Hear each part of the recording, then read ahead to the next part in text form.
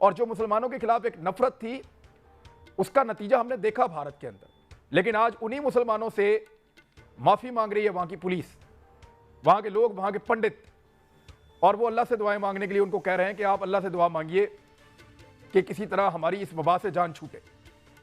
भारत के जो ब्राह्मण हैं, जो वहां के पंडित हैं, जिनके पास पैसा मित्तल, अंबानी और बाकी सबसे ज्यादा है, सबसे ज्यादा पैसा भारत में इन ब्राह्मणों के पास है, जिनके 6 लाख से ज्यादा मंदिर हैं और एक एक मंदिर में करोड़ों रुपए का दान हर महीने चढ़ता है। एक एक मंदिर की प्रॉपर्टी इतनी है कि कोई इंसान सोच भी नहीं सकता।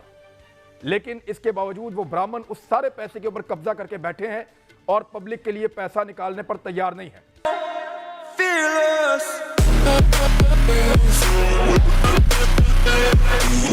Welcome to All India Times. All India Times में आप सभी का स्वागत है। आप लोगों ने सुना कैसे ये मंदिर के पंडितों को और पुजारियों को उल्टा सीधा कह रहा है।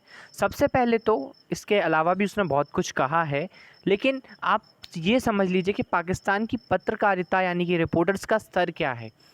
जो इंडिया के खिलाफ ज़्यादा अच्छे से बोल सकता है, जो भी ज़्यादा झूठ फैला सकता है, उसको पत्रकार बना दिया जाता है। No degree, no journalism requirement, सिर्फ और सिर्फ भारत के खिलाफ जो भी भौंक सकता है उसको रिपोर्टर बना दिया जाता है। अब इस गवार को ये बताओ कि इंडिया में जितने भी बड़े बड़े सिद्धपीठ और मंदिर हैं, उन सब का खर्चा, जितना भी चढ़ावा आता है, वो सब भारत सरकार रखती है बाकायदा।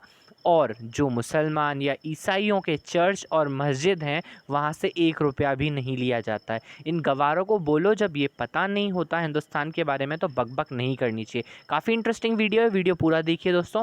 पसंद आए तो लाइक करें, शेयर करें और चैनल को सब्सक्राइब करें। जय हिंद, जय भारत दोस्तों। एहतियात कीजिए, खुदा का वास्ता एहतियात कीजिए। यहीं से बात शुरू करूंगा क्योंकि इसकी एक वजह है।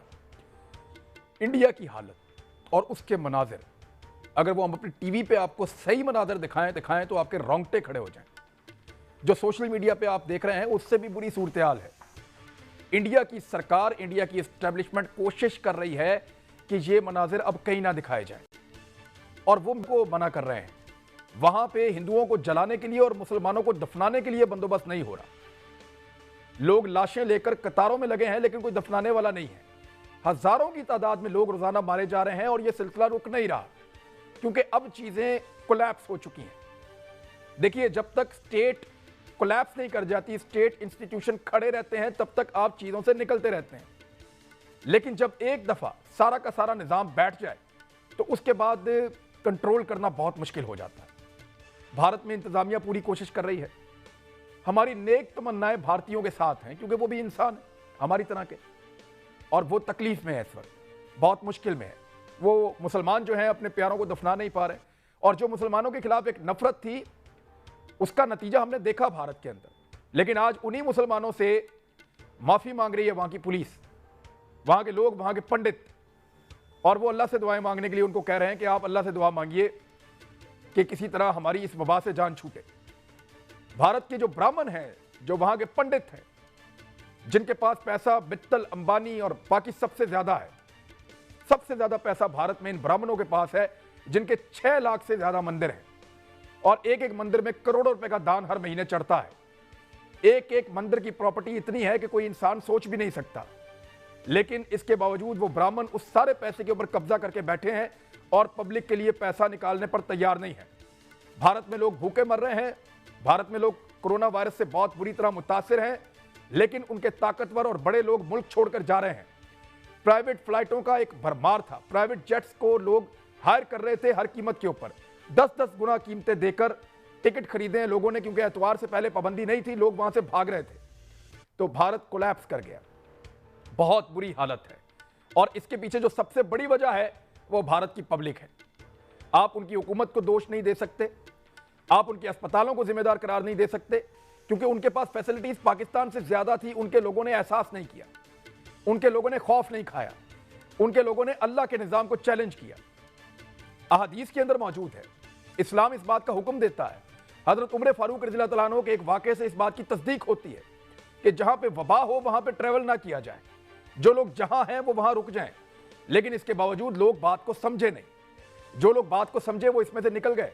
जैसा कि हम न्यूजीलैंड की मिसाल दे सकते हैं, उन्होंने नबी अकरम सल्लल्लाहु अलैहि वसल्लम की और इस्लाम की तालीमात के ऊपर अमल किया और वो कोरोना वायरस से बहुत जल्द निकल गए।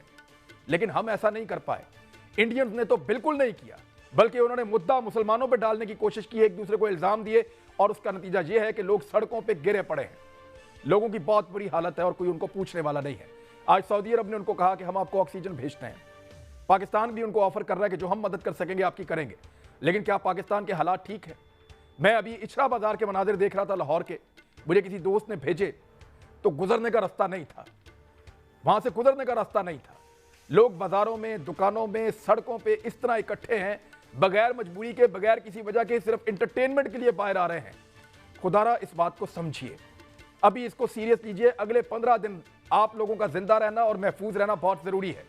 अगर इन 15 दिनों में, 20 दिनों में आपने जिम्मेदारी का सबूत ना दिया तो याद रखिएगा, अगर हमारा निजाम कोलैप्स कर गया तो वापसी बहुत मुश्किल हो जाएगी। ये मनाजिर एक बाजार के, ये लाहौर का एक बाजार है, ये मनाजिर आप देखिए। हम कोरोना वायरस से लड़ रहे हैं। यहां आपको कम ही ऐसा बंदा नजर आता है जिसके मुंह पे मास्क हो, लेकिन इतना करीब और इतने रश के अंदर मास्क भी क्या काम करेगा? हम लोगों ने इसको संजीदा नहीं लिया। ये बीमारी जो है वो बहुत मूजी है। इस लहर के अंदर जो वायरस आ रहा है वो कई गुना ज्यादा तेजी से फैलता है और 10 से 12 घंटों के अंदर अपना काम दिखाता है। जब तक लोगों को समझ आती है वो अस्पताल पहुंच जाते हैं।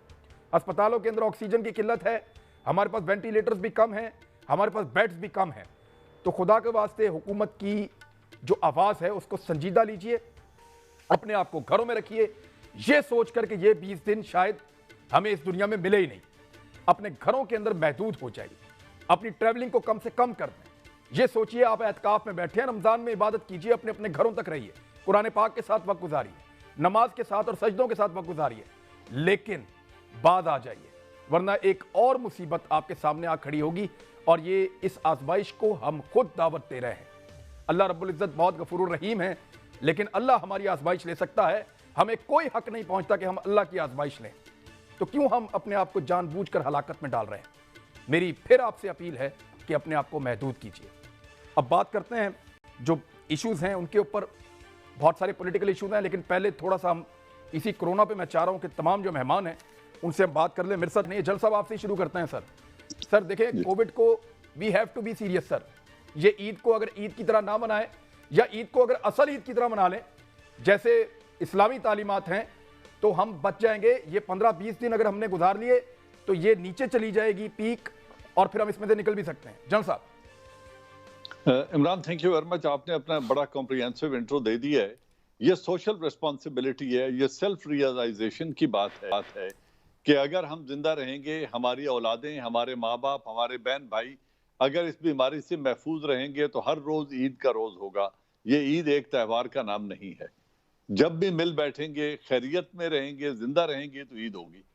तो मेरे ख्याल में एक तरफ सोशल रिस्पॉन्सिबिलिटी है, हुकूमत ने अवेयरनेस तक अपना हक अदा कर दिया, मीडिया ने भी अदा कर दिया, सोशल मीडिया के जो लोग हैं उन हर आदमी ने, अवेयरनेस की कोई कमी नहीं है मुल्क में, सिर्फ रियलाइजेशन की बात है कि लोग इसको अब भी रियलाइज नहीं कर रहे। तो मैं समझता हूँ हुकूमत वक्त का काम है। आज आर्मी ने भी अपने आप को अवेलेबल कर दिया है, तो अब प्राइम मिनिस्टर ऑफ पाकिस्तान और चारों चीफ मिनिस्टर की ये जिम्मेदारी बनती है कि जिस तरह किसी नुकसान से रोकने के लिए आप अपनी औलाद पे सख्ती करते हैं, आज अपनी कौम पे सख्ती करें। चाहे 15 दिन के लिए मुकम्मल लॉकडाउन करना पड़े ईद तक, ईद की छुट्टियों में कम्यूटिंग, सिटी अर्बन से रूरल और रूरल से अर्बन एरिया का, और जो तफरीही मकामात हैं उनके सफर को बंद कर दें, और 15 दिनों के लिए इतनी सख्त लॉकडाउन करें कि इन 15 दिनों में अगर हमने रिलीफ ले ली तो हॉस्पिटल और हेल्थ फैसिलिटीज भी स्टैंड कर जाएंगी, हम भी इससे अल्लाह के फजल से महफूज रहेंगे। और आपने बड़ी खूबसूरत बात की है कि आखिरी अशरा आ रहा है रमजान शरीफ का, अल्लाह के आगे झुक जाएं, अस्तगफार करें, कुरान और नमाज से रिश्ता जोड़ लें, और इन आखिरी 10 दिनों में इतनी इबादत करें और इतनी गिड़गिड़ा के दुआएं मांगें कि अल्लाह हम पर रहम कर दे और सारी दुनिया पे रहम करे, बिलखुसूस हम पे और आलम इस्लाम पे अपना रहम करे, और हम इससे अल्लाह से मुआफ़ी मांगे। हुकूमत को सख्ती करनी चाहिए, कोई दूसरा तरीका नहीं है। लोग नहीं मान रहे, नहीं रियलाइज कर रहे, तो जिस तरह हम अपने बच्चे पे, औलाद पे सख्ती करते हैं, उसकी बेहतरी के लिए हुकूमत वक्त को चाहिए, चारों सूबों को, कि सख्ती करें और इसको SOPs पर अमल दरामद करवाएं। us.